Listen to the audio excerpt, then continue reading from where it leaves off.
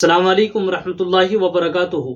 سامعین کرام، علماء کرام کی محبت، علماء کرام کی عظمت، قدر ہمارے دلوں میں رہنی چاہیے۔ علماء کرام کو کبھی برا بھلا نہیں کہنا چاہیے، بلکہ ان کی دل سے قدر کرنی چاہیے۔ اگر کوئی انسان علماء کرام کو برا بھلا کہتا ہے، ان کی برائی کرتا پھرتا ہے، تو پھر اس کا انجام بہت خطرناک ہوتا ہے۔ اس لیے توبہ کر لینی چاہیے اور ان علماء کرام سے جن کی اس نے برائی کی ہے ان سے معافی مانگ لینی چاہیے، اس لیے کہ ہر انسان سے غلطیاں ہوا کرتی ہے۔ علماء کرام سے بھی غلطیاں ہوتی ہے، عوام الناس سے بھی غلطیاں ہوتی ہے، گناہ ہر آدمی سے ہوتے ہیں۔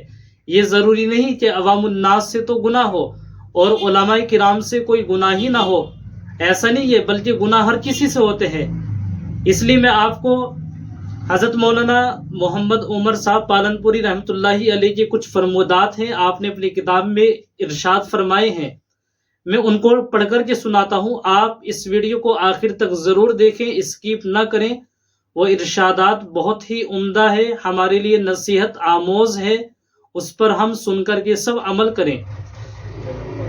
میں پڑھ کر کے سناتا ہوں۔ مولانا عمر صاحب پالنپوری رحمۃ اللہ علیہ فرمایا کرتے تھے کہ زندگی میں کبھی کسی عالم کی برائی مت کرنا اور کسی عالم کی ذات میں کوئی عیب مت نکالنا۔ اگر تم نے کسی عالم کو برا کہا اور اس کے علم کو حقیر سمجھا تو اللہ تعالیٰ تمہاری 10 نسلوں تک کوئی عالم پیدا نہیں کرے گا۔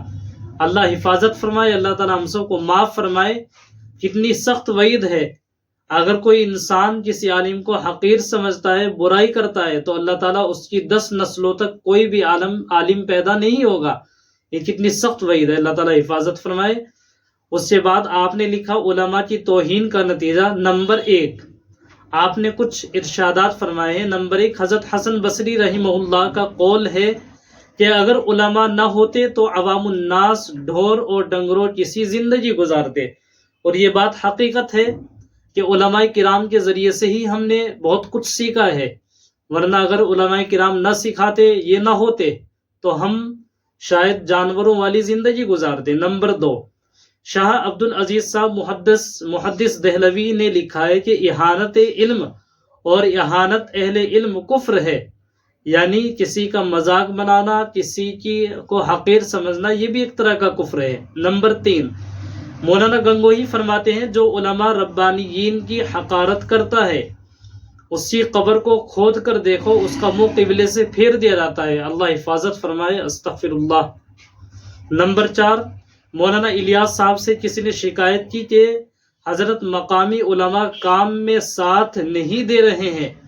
اس پر حضرت نے غصے سے فرمایا، خبردار، آئندہ علماء کی شکایت کرنے سے پرہیز کرو، ورنہ تمہارا ایمان پر خاتمہ نہ ہوگا۔ مجالس ابرار۔ نمبر 5، حضرت حسن بصری رحمہ اللہ فرماتے ہیں کہ علماء کرام کی مثال ستاروں کی سی ہے، جب چمکتے ہیں تو لوگ ان سے راہ پاتے ہیں، اور جب چھپ جاتے ہیں تو لوگ حیران و پریشان رہ جاتے ہیں۔ اور عالم کی موت اسلام کا ایسا رخنہ ہے جس کی اصلاح قیامت تک ممکن نہیں۔ نمبر 6، علماء وارثین نبی کریم صلی اللہ علیہ وسلم ہے، وارثین نبی صلی اللہ علیہ وسلم ہے۔ جس نے علماء کو تکلیف دی اس نے اللہ کے نبی صلی اللہ علیہ وسلم کو تکلیف دی۔ نمبر 7، اگر علماء اللہ تعالیٰ کے دوست نہیں تو عالم بھر میں کوئی اللہ تعالیٰ کا دوست نہیں۔ نمبر 8، اللہ تعالیٰ علیم ہے، علماء کو دوست رکھتے ہیں۔ نمبر 10، نمبر 9، شاہان اسلام اور ان کے اراکین سلطنت کا فریضہ ہے کہ وہ اپنے ملک میں اسلام کو ترقی دیں، علماء و مشائخ کا احترام کریں اور ان کو دوست رکھیں، اور ظالموں کا قمع کر کے ملک کو عدل و انصاف سے آراستہ کریں تاکہ اہل ملک امن و سکون سے زندگی بسر کریں۔ نمبر 10، علم کے معاملے میں قناعت نہیں کرنی چاہیے، عالم سے ہمیشہ تعلق استوار رہنا چاہیے۔ نمبر 11، میرے بیٹوں، عالم اور فاضل حضرات کے ساتھ صحبت رکھنا، جاہلوں سے پرہیز کرنا عقل مندوں کی نشانی ہے۔ آگے لکھتے ہیں، علماء نہیں ہوتے تو ہندوستان میں دین ختم ہو جاتا۔ مسجدیں ہدایت کی منڈیاں ہیں، اور علماء ربانیین دکاندار اور دکان ان کا سینہ ہے، اور قرآن مال ہے، مسلمان خریدار ہے، اور ایمان پونجی ہے۔ جو خالص نیت سے ایمان خریدنے یہاں آتا ہے خالی ہاتھ نہیں جاتا۔ آگے لکھتے ہیں نبوت کا دروازہ بند ہو چکا ہے، اس سے سوا باقی تمام کمالات نبوی کے حاملین علماء کرام اب تک رہے ہیں، اب بھی موجود ہیں اور قیامت تک رہیں گے، انہی کی صحبت میں اصلاح حال ہوتی ہے۔ آگے فرماتے ہیں تم کہتے ہو ملا بے ایمان ہے، اگر مولوی سوکھے ٹکڑے کھا کر قرآن کو سینے سے نہ لگاتا تو ہندوستان میں اسلام ختم ہو جاتا۔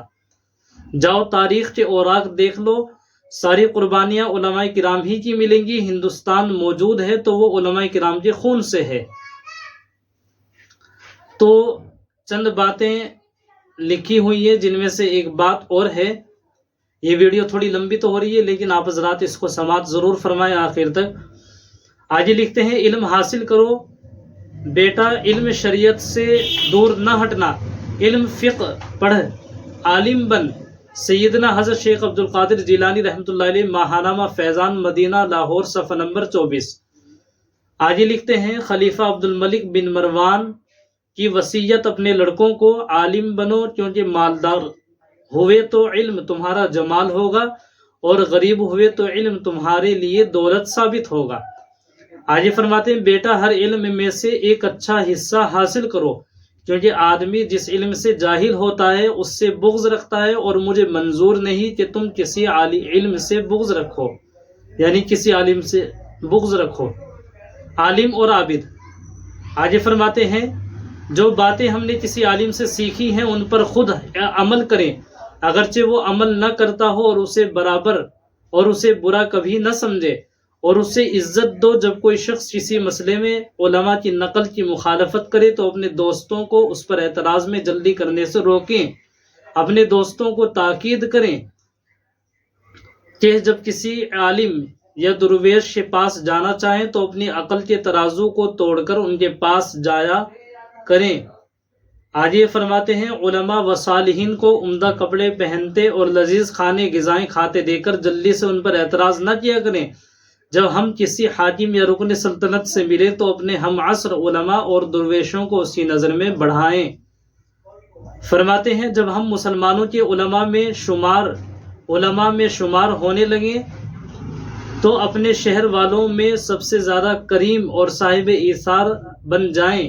کسی واعظ میں جائیں تو واعظ سے پہلے پوری توجہ کے ساتھ اپنے کو رسول اللہ صلی اللہ علیہ وسلم اور علماء و انبیاء کا نائب سمجھیں۔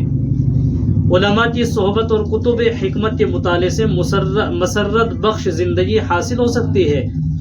آگے فرماتے ہیں عالم و عابد دونوں بزرگ ہیں، لیکن عالم اپنے ساتھ دوسروں کو بھی منزل مقصود تک پہنچاتا ہے، برخلاف اس عابد کے کہ وہ صرف اپنی ہی کامیابی کی دھن میں لگا رہتا ہے۔